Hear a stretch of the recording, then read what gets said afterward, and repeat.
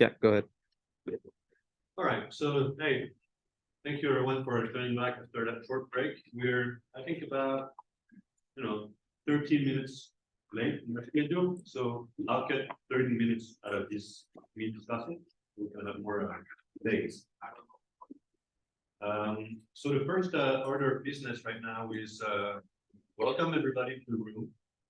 This morning was, I hope, insightful, where you've been able to see some of what we can do with partner organizations that are looking at joining Nephio. Some of you are also part of them. Please, we look forward to hearing your thoughts on how you can help us with Nephio.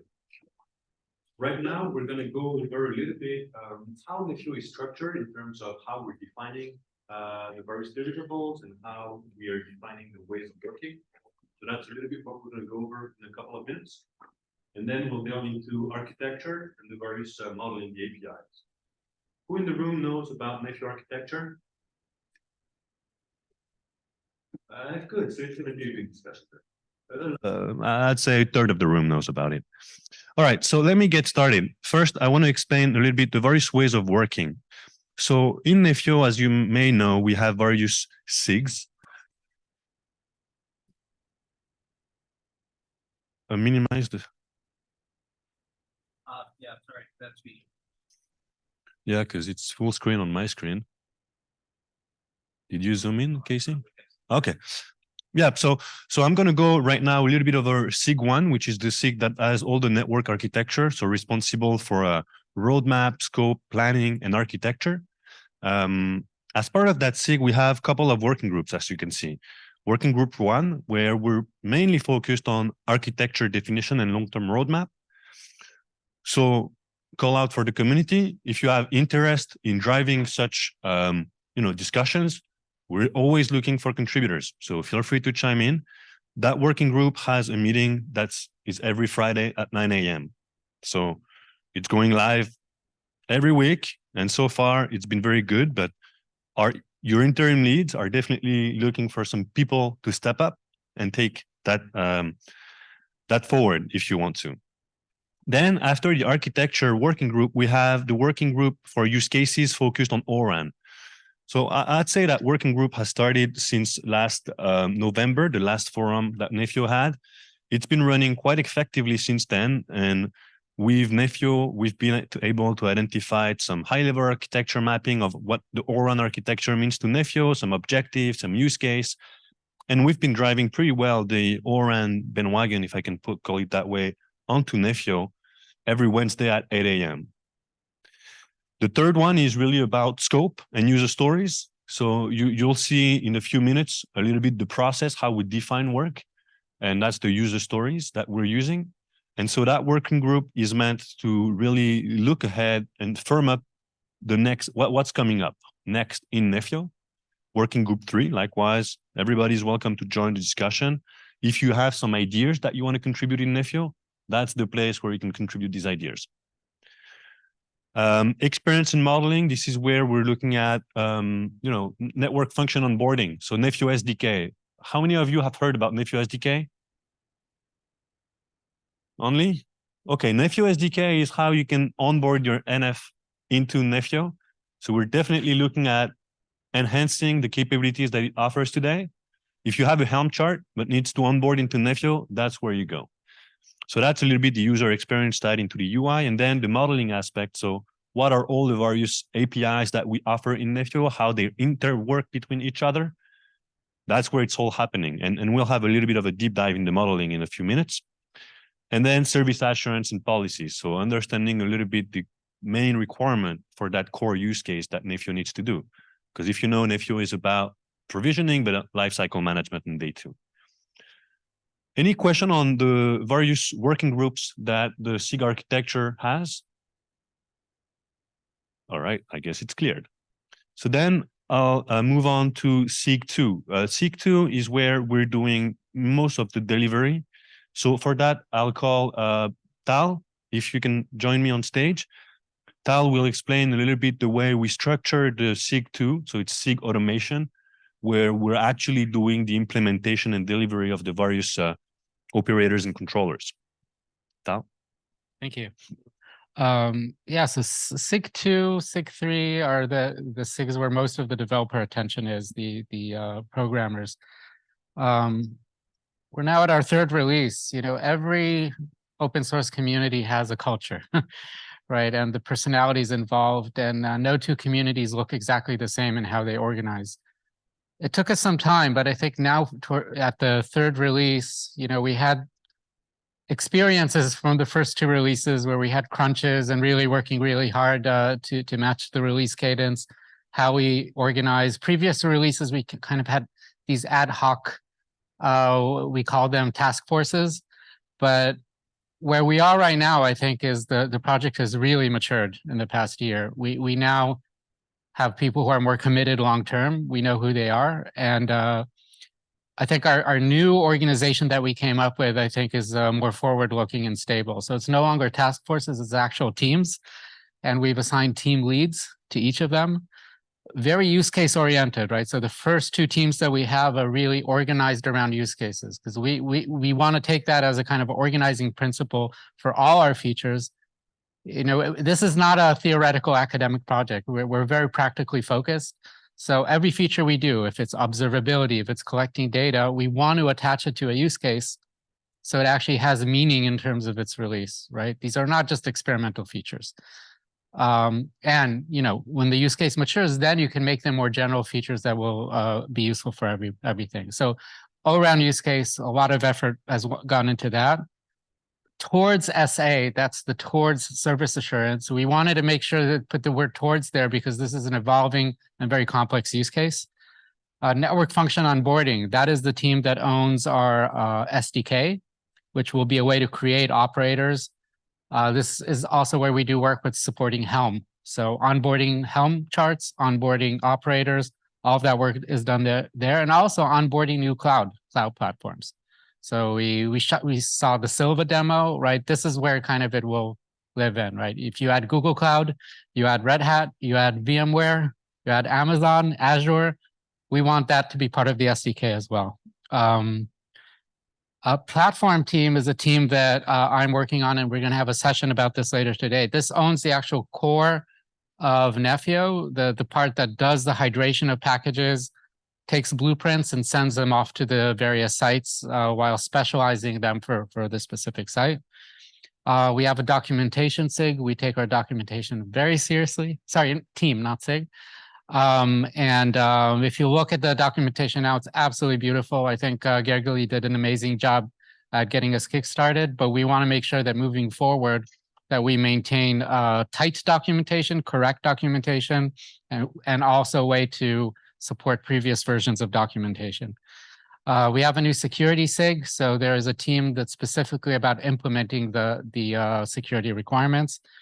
And finally, our testing CD SIG, which is part of a team, sorry, I keep saying SIG, team, which is part of SIG release, which is all about cutting our releases. You know, we have a strict 6-month cadence, even though we always deviate a little bit.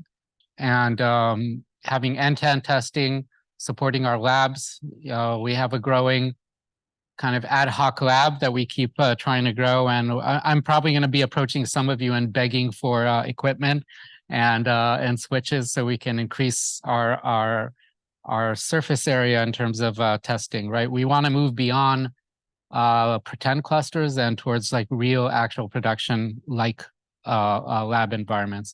So these are the teams, these are the names of the people that are leading them, and the Slack channels. We're very active on Slack. So this could be kind of your map of how things look right now in terms of development. And if you're interested in any of these topics, these are the channels where you should go to. All right, thank you. Thank you very much, Tal. By show of hand, quickly, who is getting acquainted to Nephio now? Who is the first, for the first time being in the room regarding Nephio? 2, 3, 4 newcomers. Well, welcome. And I hope now you understand a little bit the way we work in the community, whether it's from driving a little bit the requirement to implementing the various set requirements. And if you have any questions, please come see me, Tal, Sana, you know, all the others that are in the room, because they know how it works, hopefully. All right, so now let's jump into a little bit of the architecture, and for that I'll invite maybe Karen, if you want to join me. We're going to maybe co-present the architecture together. I'll start with the first one, and I'll give you the second one. So for the architecture, you can see we have the Nephio documentation out there. We decided to follow the C4 model. Any of you know the C4 model here for architecture? Okay, not some. Do you want to give a few words about how it works, how it is? Put me on the spot here. I think maybe it might be better if we just click into the c4model.com webpage. It's a guy in Jersey, actually lives on the island of Jersey, just off the coast of the UK or the coast of France, depending on your perspective. And he describes software architectures from the perspective of, we all sit around the whiteboards and we draw things generally in various different ways. There's no consistency and there's no sort of continuity in the way that we tend to document architectures. So this guy came up with a proposal whereby he creates very simple maps of the code. He draws an analogy to railroad maps where you can sort of take maybe a countrywide view and you can sort of see the major routes between the major cities and so on, but you don't get a lot of detail that way, but you get to see the overall sort of scope and structure of that particular geographical area. Then you drill down a bit further and you start to see the individual components within the city or within the local area. And then as you get even more closer into the island, then you can see sort of the major roads and the minor roads and so on. And the way it works with C4 is we start with what we call a system context diagram. So this is effectively a closed system view of your system. So Nephio in this particular case is a closed system, and we look at sort of its sort of inputs and outputs, the various external actors and the external systems that this closed system will interact with. And then when you open up that closed system, you'll start to see the components within it. And what we do then is we'll drill in to see that, you know, Nephio or your architecture in general consists of a number of different components. And we look at each of those components and their interactions. And then for those components, we can open them up and start to drill into them. And then we'll get into their individual sort of, I think they're called component view diagrams in order to show how the different components within each subsystem within Nephio will interwork. So. Thanks, Karen. So it is basically the intent that you start from the very high level. And so that's the high level picture. Nephio here is the only blue box. And all the surrounding boxes are the various actors, either interfaces northbound to Nephio or the various components that Nephio is going to act on southbound. And so the personas that we've defined, and you know, there is still some debates. It's not cast in stone, but we have a designer and we have network engineers that can interact with Nephio. But we also have the service orchestration systems, right? Whether it's core, whether it's RAN, or whether it's even transport, because Nephio can solve things in various domains. The way we envision Nephio also to be interacted with is through some GitHub CI/CD pipeline that can load artifacts into Nephio. So then the designer, network engineer, or the orchestration systems can then consume these artifacts to do actual intent provisioning. And then Nephio will go and act on either the supported network functions. We have OAI, we have Free5GC, and there are also vendor-specific network functions that they support. I think we've seen some demos about Ericsson and Nokia's throughout the week. And these are getting deployed on infrastructure, which is comprised of cloud providers. So it can be private cloud or it can be public cloud. And then network fabric, obviously, is key when you deploy network functions because they have complex networking, VLANs, various kind of, I'll stop at VLANs. And so anyway, provisioning of the network fabric is key. So that's the very much global view where Nephio fits in the big picture.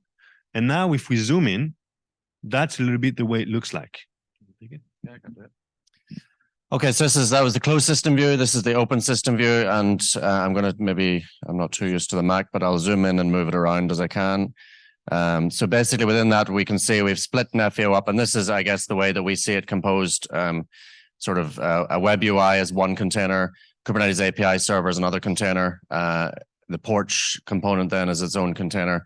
Then we have Nephio core, and then the network function controllers. So basically working from the top down, the web UI is obviously based on Backstage. It's a web application that allows you to sort of interact through your browser with the Nephio system.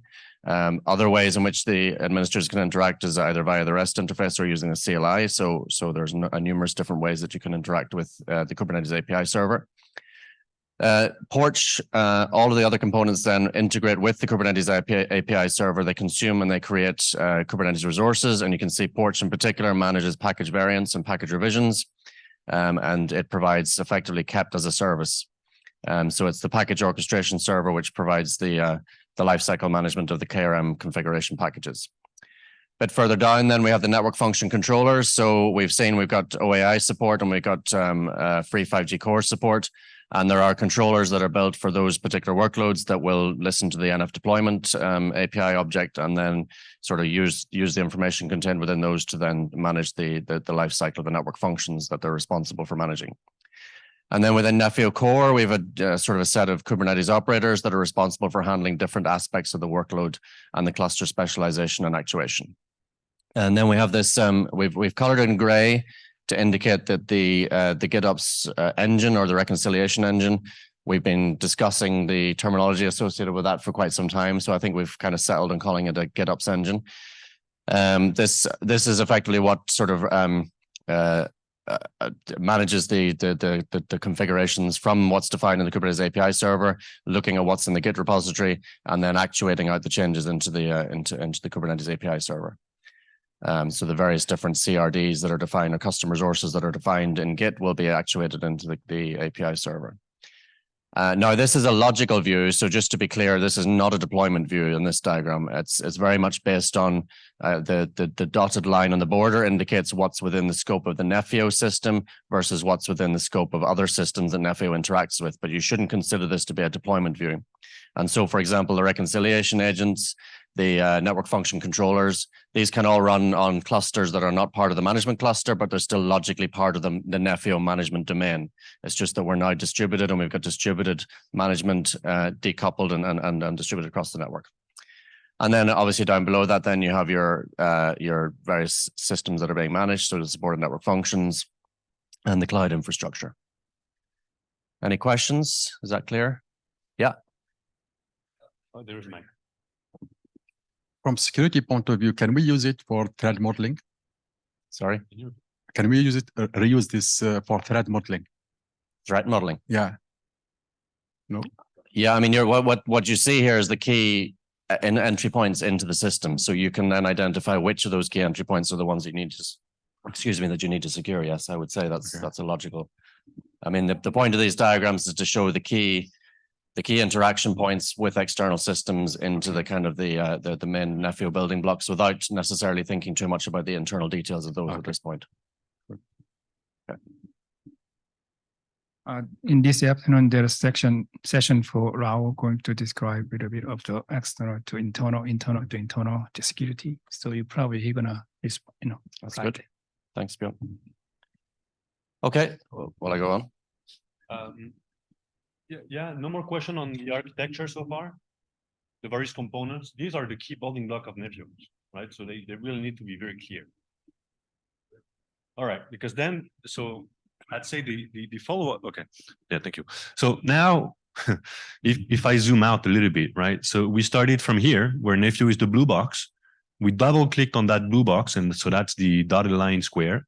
And now what we're gonna do is, but I'm hesitant of doing it because you're going to see it's complex. But I'm going to double click on the Nephio core box.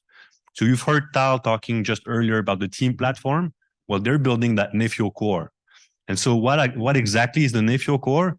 Well, it's that beautiful diagram here, right? So I'm not going to go into, yeah, I'll go ahead. Right. Answer, but just clarify. Oh.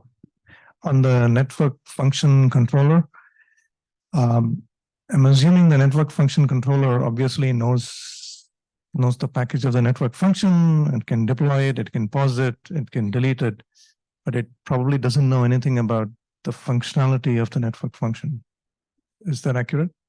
Well, I mean, it's a little bit of opinionated. It depends on who is providing that network function controller, right? Right now in Nephio, no, it doesn't know about the actual functionality. But when you're starting looking at the network function controller to do like closed loop and enhance that network function at runtime, it will have to understand what is the network function about. So we're not there yet, but I think we'll have to get there eventually. Right. Just to add on this, I think the way I understood your question, you're saying that this box is an actual network function controller, but it doesn't probably understand the application logic of the network function. Absolutely not. This is working with the cloud aspect of network function. For example, if you're deploying a UPF, this particular box has to know, okay, how many containers do we have? Which kind of networking I need to deal with? Where is the telemetry coming? What is the logic I need to? It does not know and should not know the application level logic of UPF, for example. So this is neutral. This is generic. This is going to be for all network functions across the ecosystem and has to deal with the cloud aspect of that network function.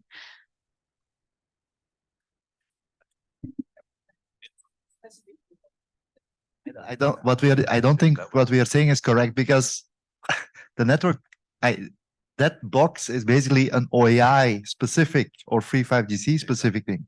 So at the moment, we just deploy basically doing a deployment, but our objective is that it should be able to receive signals from a UPF and be able to determine scale out action. So it has to understand the specifics of the underlying components that are serving that thing. So in other words, today in our current implementation, it's very holistic, but we have a specific one for OAI, and we have a specific one for every CU, DU, ISO.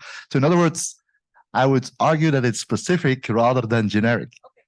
Let me clarify. This is an evolving architecture, okay? One thing that we forgot to basically mention in the beginning. So the implementation specifics are done this way, which is kind of specific in every box. We are actually zooming in a little more than I thought we are zooming. So this is evolving, which means that we would have a variation of this over and over again.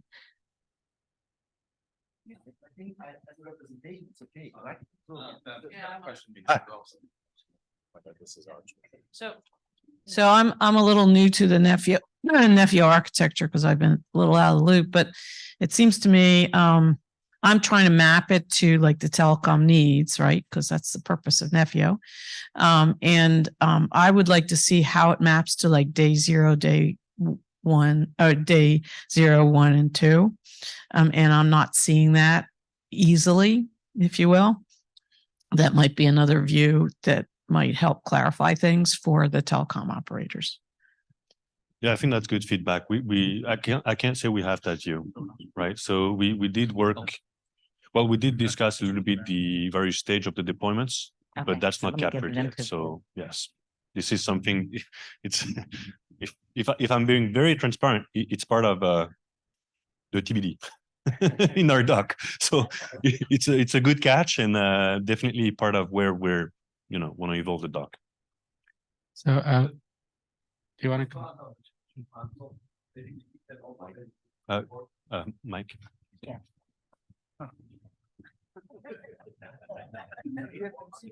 Sorry, I just can offer that we basically, and we discussed it yesterday, that we can bring the view on how we solve that, at least in ONAP, or at least how we solve that in DT with all the aspects of this day 0, day 1 configuration for SMO, which is a mixture of all that what we see here, but we can offer to bring that in the architecture. Yeah, that would be ideal. Thank you. Yeah. So yeah, I just want to say everybody here is correct. I want to try to integrate the views here. So on the one hand, there is so much weight to being put on operators. I mean, this whole project started really with this idea that came from Condon's group about the future of network functions is CRDs plus operators. So on the one hand, operators do lifecycle management, installing, provisioning, these kind of generic things that have nothing to do with the functionality. But what we want to do is create very high quality operators that actually encode all the very in-depth knowledge of about that specific product. So when you have day 2 changes like self-healing, self-scaling, connecting into a larger network service, the only thing that actually knows that product is there. So the code running there is extremely tailored to that function and how it operates to reduce downtime, right? Because free 5GC UPF versus OAI UPF, completely different architectures internally and how they work. They'll respond very, very differently to changes. If something goes down, what do you do to fix it? They have different databases, different state management, different connection management. So all of that knowledge ideally would be encoded there and running there. My talk yesterday was about how code and data could cohabitate and live together. This is exactly that essence of that. But it's a journey to get there. What we really hope to do in Nephio is develop a very strong SDK to make it very easy to create those things. Like creating an operator is not like creating a Helm chart. A Helm chart is dumb. It is very, very just here are the resources and we put them out there. But this is about day two maintenance and ongoing keeping that function running at optimal place. And that's also a place where AI can be introduced as agents that give some autonomy to these operators. So it's a function, a slope, and we're eventually going to get there. Okay, sorry for being long-winded. So just a clarification. My interest is more in the SD core part. I want to bring in SD core as another network function to be added to the Nephio. So if I understand correctly, I had to first use the SDKs and to build and work on building an operator, as you mentioned, and also to work with this component, the network function controllers, to add the SD core specific features that are there. Are there anything network function specific that we may have to do in the Nephio apart from this network function controller? No, and so, but that's a good segue to let me double click a little bit on the Nephio core. It's a bit complex. I'm not going to go over everything. No, I'm referring to SD core. But no, but what I want to explain is that the Nephio core, for instance, helps you define some of the resources, such as an IP, such as a VLAN. It helps you define the networks. So these are the type of thing that the Nephio core platform supplies. So you don't need to take care of that in your network function controller, right? So the network function controller is very specific to your network function, but there's a lot of facilities that we supply in the Nephio core, so you don't need to implement them in your controller itself. And so that's a little bit what I'm what we try to depict in that yet double click here, whether it's inventory kind of components, whether it's infrastructure related, whether it's configuration, whether it's defining the workload. We have in the Nephio core a way to define that, to deploy your network function. We have an NF deployment, CRD, or API. It's completely generic.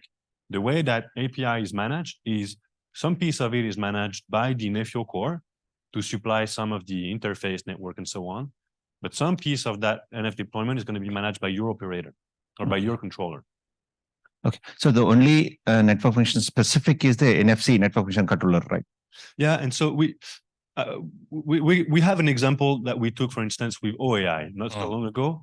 They had to implement two APIs of the Nephio core, NF deployment and NF config. And then the whole rest is the Nephio core. Okay. So we can go. Maybe we can reuse those. Yeah, exactly. The goal is for you to yeah. reuse these, because these are the generic ways that Nephio supply to deploy the NF functions. And that's how you tie in all the benefit that the core platform supplies. But it's also where you can input your own like custom recipe for your NF. Okay. We don't have exactly a how-to yet, but I think, yes. Okay. Okay. Maybe, but that's part of the second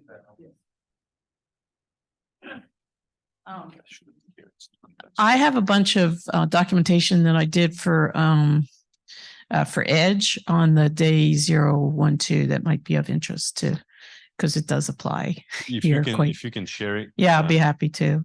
Yeah, thank you very much. All right. Any other questions?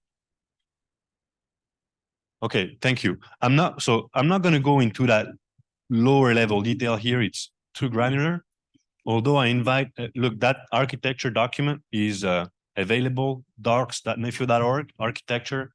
Have a look at it. Feedback is welcome. Doc, day 1, day 2, day, various days. I think doc for onboarding of an NF. So a couple of great feedback here. Thank you. I think, Alexei, just one thing that I thought about all the questions and discussions here, and I think we could update in the documentation, is that Nephio's evolving architecture and also put the release R2, R3 with that, because the components that we talked about are constantly coming new ones and evolving over time. So maybe that the snapshot that we are sharing with the community is the most accurate current snapshot of how things are evolving, right? Yeah, thank you. Very good point. Yeah, I think there's a need to have a specific code documentation that may solve your problem. Yeah, we discussed it yesterday. We'll have really specific documentation. Architecture may also evolve. Yeah, I think it's important to have a document. What we're describing here is we've an attempt to document what we have in the system today, and what we also need to create is a kind of a target architecture which says this is where we're going to go, and this is the kind of the end state of Nephio. And I think those are two distinct views that we need to have. You're jumping straight into modeling, is that? We're typically like 3 minutes into modeling. So Okay, cool. we can have a bit more. Let's do that. So basically, another aspect of, I guess, documenting the architecture is documenting the models that we use within Nephio. I'm running a working group which meets at 8 a.m. Pacific time or 5 p.m. Central European time. I think I got the time zones right. There's also a Slack channel. Two things we've been discussing are documenting what is there. So within Nephio today, and in the architecture diagrams, you'll have seen references to a number of different custom resource definitions and so on. So what we're trying to do is we're trying to baseline at an agreed level of accuracy what we have currently modeled in the Nephio implementation. There is a PR open, this is the preview of it. So it's models and APIs. It's a bit of an overview of how the Nephio APIs and models are defined, where you can find them, and then a bit of a drill down. And this again is a work in progress, just like the previous one. It's a high level attempt to understand the relationships between the various entities that we model and the relationships between those entities. So you can see at the top, we start with an NF topology, which can contain one or more NF instances. Those refer to templates. The templates also contain interfaces, refer to classes, have capacities associated with them, and so on. I won't spend too much time on that. I think some of these items are clickable into the various either the documentation, if there's documentation available for them, or you are taken directly to the CRD definition in the Git repository if there's no documentation. So there's a job of work that needs to be done in order to fulfill or to sort of complete all of the information related to the various different entities. So that's one aspect of what we do. The other aspect is, if I can jump back to my slides. So we're basically trying to document the design decisions that we've taken in defining the current models. So that's something that Vim is helping us out with, and hopefully we'll get some more information up in the same page very shortly, just describing, the trade-offs and the different decisions that were made whenever the custom resources were being modeled. And then the other aspect of what we're documenting is to try and reverse engineer the design reality. And there's, luckily enough, for that, there are some fairly straightforward tools which allow you to kind of reference the APIs that are the CRDs that have been generated already, or that have been created already. So those can be seen there.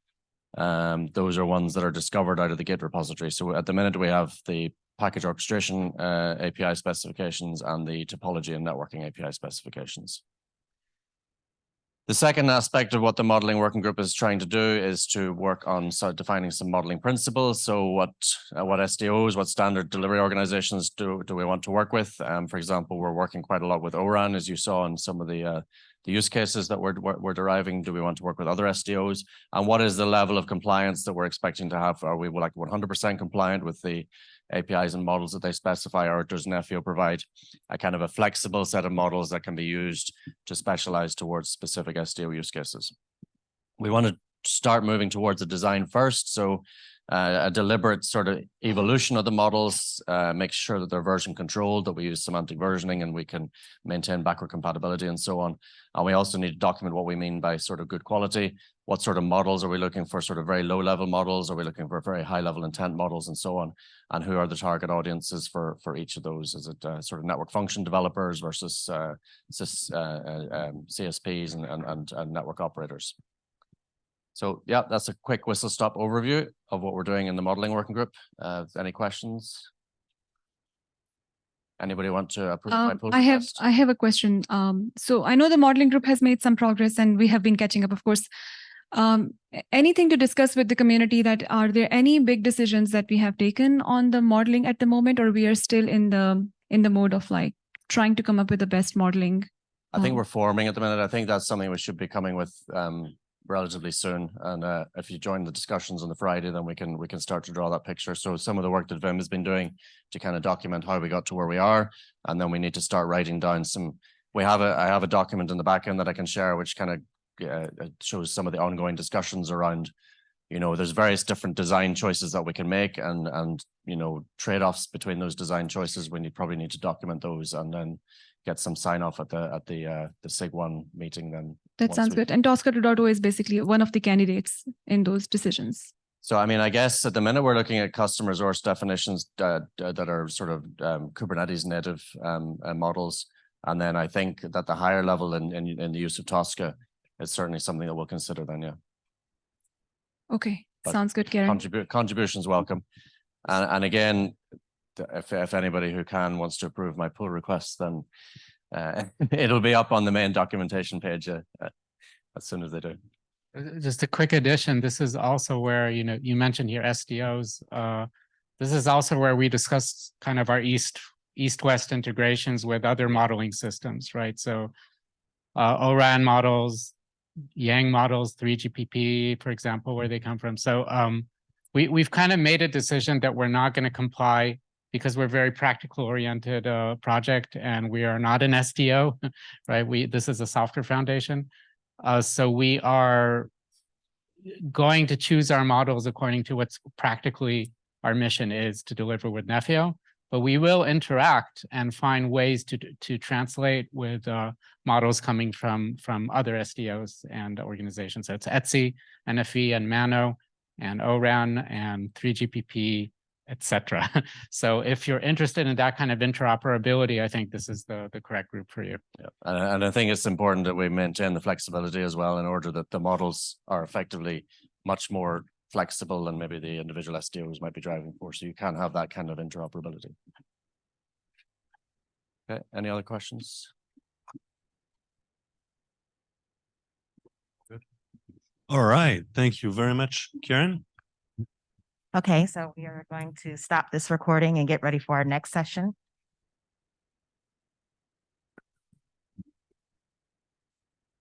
Big round of applause, please. Thank you. I don't know, second, maybe blood flow.